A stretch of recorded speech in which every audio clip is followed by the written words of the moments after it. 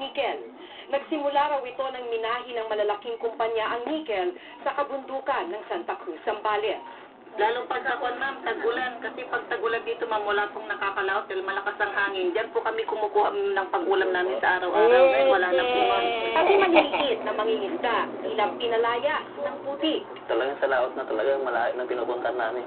Ang talbo ng 2 oras, 3 oras. Doon na yung mga isda, ma'am eh. Isa sa mga sinisisi nila ang stockpile o yung tambaka ng mga naninang nickel bago ito isakay sa mga barko.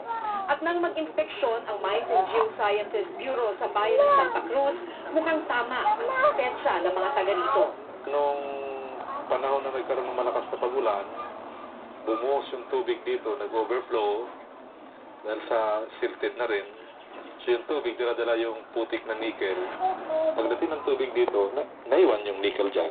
4 ang mining companies na nagmimina ng nickel sa Santa Cruz.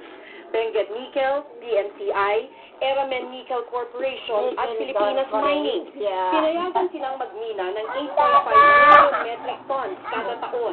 Sabi ng NPP, ang irresponsable ang paraan ng pagmimina dahil hindi lang stockpile ang problema.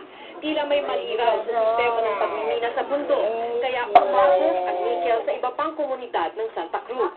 Tulad ng nangyari sa nasa 200 hektarya ng palaisdaan. Nang bumuhos ang nickel mula sa bundok, ito ang nangyari. Ang mga dating palaisdaan ngayon ay pitak-pitak na tuyong putik. Putikan na rin ang maraming palayan. May mga pwede pang tamnan pero maraming abono ang nickel ang sakahan. At kahit maraming abono na ang nagamit, higit na kumunti ang naani ng mga magsasaka. Dapat kasi, Maki, pag nagmimina ka ng yung nickel mo, hindi dapat siya lalabas sa environment. Contain mo dapat yan. Ngayon, para ma-contain mo yan, meron silang tinatawag na pond. Dadaton yung tubig na may nickel. Pinagpapaliwanag ng NGB ang mga mining company.